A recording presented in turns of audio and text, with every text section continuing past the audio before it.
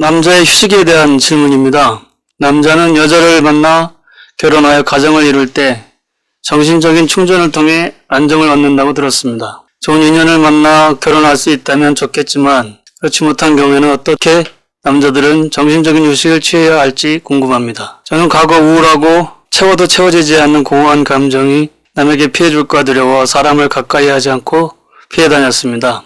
그 해답을 법문으로 깨우쳐 채우려고 노력했고 그렇게 공부했습니다. 저는 그동안 법문으로 음의 기운을 채워 부족한 정신적인 부분을 채웠다고 생각했는데 그건 제 착각일지요. 법문을 듣는 것으로 미혼의 남자는 정신적인 충전을 할 수 없는지 궁금합니다. 감사합니다. 예, 법문은 음의 기운입니다. 귀로 먹는 건 음의 기운이고 입으로 먹는 건 양의 기운, 물질과 빈물질. 남자들이 특히 활동의 주체들이 이 법문을 들을 수 있다면 참으로 좋습니다. 하지만 이 남자들이 양의 기운이고 활동의 주체로서 행위 현장 사회에서 생활해야 하는 관계로 그렇게 그 법문을 들으며 그 정신적인 여유를 갖기가 그닥 쉽지는 않습니다.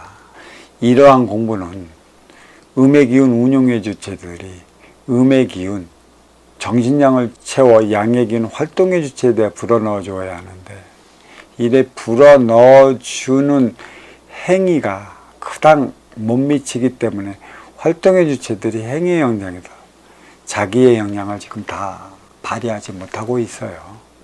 이러한 질문 같은 경우는 본인이 활동의 주체 양의 기운이지만 어디에서 정신적 차원의 그 정신량을 불어넣지 못하고 또 채우지 못하기 때문에 직접적으로 이 법문으로서 정신적 안정을 좀 취해 나가려 노력하고 있다라고 얘기했는데 듣는다면 얼마든지 가능하고요.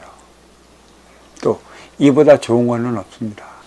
문제는 이렇게 그 정신적 차원의 정신량을 많이 채운다면 음의 에너지가 필요치 않아 혼자 살아가려 하는 경영이 지쳐진다는 것이죠. 물론 지도자의 삶을 살아간다면 만박상의 운영의 주체의 삶을 살아가는 것과 크게 관계는 없지만 진정 그에 따른 에너지가 못한다면 남자는 운영의 주체를 만나 결혼을 해야 하는 것입니다. 여기에서 또 어떤 문제가 비춰지냐면 이 활동의 주체가 나름의 정신량을 머금어서 우뚝 섰다면 운용의 주체인 여성을 만나 그에 따른 에너지를 충전시켜 나가야 하는데 문제는 그만큼의 에너지를 충전시키지 못하면 가정의 파탄이 일어난다는 것이에요.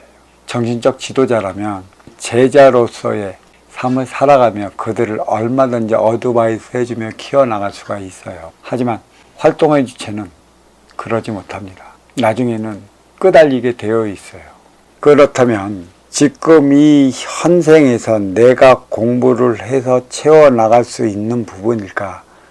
채워나갈 수 있는 부분도 있고 나의 질량에 따라 채워나가지 못할 부분이 있어요. 지금은 너무 힘들고 자기의 중심적 차원을 잡아나가야 하기 때문에 정신 승리를 부르짖고 있고 그에 따른 글을 쓰고 있어 나름의 안정을 취하겠지만 활동 주체가 활발히 움직이는 만큼의 그 활발히 움직이는 만큼의 에너지를 운용의 주체가 분명히 충전시켜 줘야 하는 것입니다. 그렇지 못하면 정신적 지도자를 찾아 채우지 못한 정신량을 채워나가야 하는 것이에요. 음양의 차원은 이리도 분명하고 간결하게 나타나요. 없으면 없는 만큼의 차이가 확 나고 있으면 있는 만큼의 자기 삶의 색깔이 확실히 드러나게 되어 있어요. 좋은 인연을 만나 결혼할 수 있다면 좋겠지만 이거는 단정 지은 결과론이랍니다. 좋은 인연이 있을까요? 죽고 못 사는 판에 딸링, 님, 사랑해 하면서 결혼하는 판에 먼저 주고 후회받지 못하는 선순환 행위를 다하지 못하면 나중에 싸우고 충돌하고 부딪혀. 좋은 인연은 내가 만들어 나가는 것이에요. 나쁜 인연도 내가 만드는 것인데 문제는 누가 이로운 자고 아쉬운 자인가. 분명한 게 음과 양은 음은 이로운 운용 주체라는 점, 양은 아쉬운 활동 주체라는 그 점에 있는 것입니다. 기운은 끼리끼리 만나요. 끼리끼리 만나 살아가는 것이지만 이 끼리끼리 만나는 와중에서도 운용의 주체가 있고 활동의 주체가 있어요. 활동의 주체는 분명하게 운용의 주체에 대한 에너지를 머금어야 한다는 것이죠. 우리 아날로그 세대의 에세이집을 이렇게 보면 어떤 얘기가 나온다면 공장을 다니는 공순이가 사랑에 빠졌어. 누구와? 그 고시 공부하는 남자와. 그래서 자기에 대한 모든 것을 다 바쳐 고시 공부한 그 사랑하는 남자를 결국은 변호사를 만들었고 결국은 잘 나가는데 이때 그 변호사는 이 여자를 버리고 떠나는 슬픈 이야기들이 아날로그 시대의 삼파극으로 남아있는 것인데 이거는 전해주기 위한 뜻한 바가 분명히 있어요. 기운은 끼리끼리 만나야 한다는 것이라고. 우리의 공부의 인연도요. 어느 시간 되면 너는 어느 때까지 초등학교 공부를 시키기 위한 인연을 만나고 너는 어느 때까지는 중학교 공부를 시키기 위한 인연을 만나고 고등학교, 대학교, 대학원 그래서 마치기 이양 관계로 인해 인연을 만나게 되어 있어요. 우리의 삶도 내가 어려워졌을 때는 절실하게 만나죠. 내 앞에 인연이 가장 절실할 때라고. 그를 통해 성공을 하는데 그에 대한 내조는 사실을 성공할 때까지라고 얘기할 수밖에 없는 것입니다. 모든 삶을 너에게 바쳤고 육생의 기본의 자리에 오를 때까지 너를 위해 희생을 했어요. 오를 때까지는 이 운용의 주체가 절실하지만 오르고 난 후에 삶을 살아가기 위한 운용의 주체의 내조가 절실한 겁니다. 그렇다고 버려서는 안 되는 거예요. 하지만 사회적인 분위기가 일부일처제라는 데 있어요. 남자의 사회적인 발전을 위해서면 이에 따른 인연은 정확히 따라붙게 되어 있어요. 이에 따른 인연. 남자의 발전을 위한 그러한 인연은 이게 시험리라고 얘기를 하는 경우도 있지만 성공의 발전의 물결을 타기 위해서는 남자는 갈아타야 되는 물결인 것이죠. 그렇다면 이 여자가 희생을 해야 되느냐? 이 여자를 버림으로 인해 갖고 이 남자는 또 욕을 먹게 되어 있다는 것입니다. 희생이라는 것이에요. 기운이 센 남자들이고요.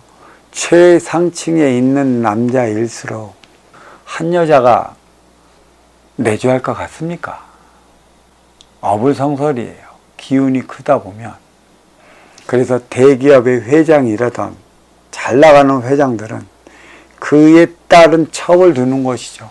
첩이라고 얘기를 해서 뭐하겠지만 그는 그의 기운을 잡아주고 미로해주고 정신적인 안정을 찾게 해주는 운용의 주체로서 두는 거예요. 우리는 아직 이러한 차원을 얘기하지 못해요. 임금이 후궁을 많이 두는 이유가 여기에 있는 것입니다. 남자가 왜 바람을 필까요? 뭔가의 부족함을 채워주기 위해 가정으로 들어갔는데 물론 가정에 있는 부인도 그에 따른 행위를 다하게 노력한다면 남자는 웬만해서는 그 노력에 감동을 합니다. 하지만 그렇지 못하면 남자들은 또 다른 정신량을 부여를 하기 위해 찾아 헤매요. 사회적으로. 그래서 남자는 바람을 피우는 거예요. 누구하고? 술집 여자들하고. 술집 여자들이 가장 좋은 게 남의 말을 잘 들어줍니다. 이들보다 잘 들어주는 이가 없어요. 흥도 잘 돋아주고 또닥거려주고 그러니 집에서 맛보지 못한 또 다른 내주의 차원을 맛보니까 그러는 겁니다. 이 남자들이 어떤 정신량 차원의 법을 알았다면 이 법의 의지에 나가면 상관이 없는데 정신량 차원의 그 에너지보다는 대부분 활동 주체는 육생량을 위해 살아감으로 인해 갖고 그다지 시간 내는 게 어려워요. 물론 중하층 생산직에서 활동하는 이들은 활동의 주체라 정신량 차원과는 무관한 삶을 살아가는 이들이 태반입니다. 하지만 중상층의 화이트 칼라 엘리트들은 자기의 기본적인 거는 기본적으로 해결해 놨기 때문에 정신량 차원의 삶을 살아가는 것이지 이 공부도 중상층에 오르는 이들 위한 삶을 살아가는 것이에요. 육생안이 무엇인지, 정신안이 무엇인지 그렇게 많이 구해야 되는 것이고, 또 이와 같은 질문을 했다라는 것은 정신적 안정이 지금 가장 필요로 하는 시기이기 때문에 이러한 질문을 한 것입니다. 어떻게 하면 정신적 안정을 취할 수 있습니까, 스승님? 답을 주십시오. 자기가 하는 일이 잘 풀리면 그로 인해 정신적 안정을 찾아. 하지만 최고로 불안할 때가 자기가 하는 일이 안 될 때 정신적 불안함을 호소하는 것이라, 이때가 문제인 것이야. 레조는 이때 줘야 하는 것입니다. 잘 나갈 때 빵긋빵긋 웃는 거 필요 없어. 잘 나갈 때 빵긋빵긋 웃다가 못 나가면 휙하니 도망가. 아니, 그런 건 나도 하겠다. 정신적인 안정이란 너를 잘 나가게끔 하기 위한 것이에요.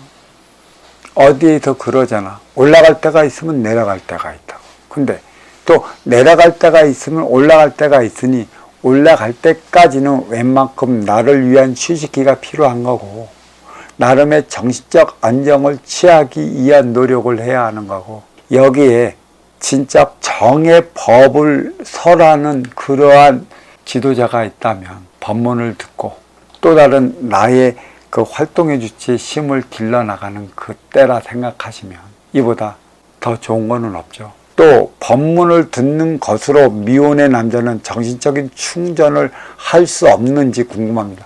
법문을 듣는 것만으로 정신적인 충전을 할 수 없는지 있죠.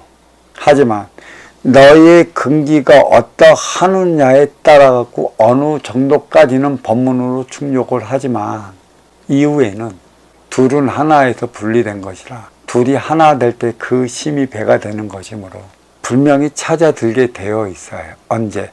내가 나의 뜻을 펼쳐나갈 그 무렵이면 분명히 인연은 나타납니다. 심파극은 아날로그 세대 때 쓰는 것이고, 현대극은 지금 네가 잘 나갈 때 쓰여지는 게 현대극이에요. 그 현대극이란 네가 어려우면 너와 함께 하고자 하는 인연도 안 온다는 얘기예요. 동정도 베푸는 이가 없다는 얘기라는 것이죠. 감성이 그만큼 메말라 버렸다는 것입니다. 시대가. 그러니 육생량의 정신량을 부과시킨 밑 걸음을 대어줘야 하는데 대어주지 못하기 때문에 이렇게 흔들며 살아가는 것이고, 그 무엇에도 정신적 안정을 취하고자 하는 안타까움이 많이 있어요. 법문을 들으면 때는 올 것이라 그 때가 얼마 남지 않았으니 얼마 남지 않은 만큼의 채워지지 않는 음의 기운을 법문으로 충분히 채울 수 있다. 오경은 이렇게 말씀드리며 이에 대한 법문 여기서 마치도록 하겠습니다.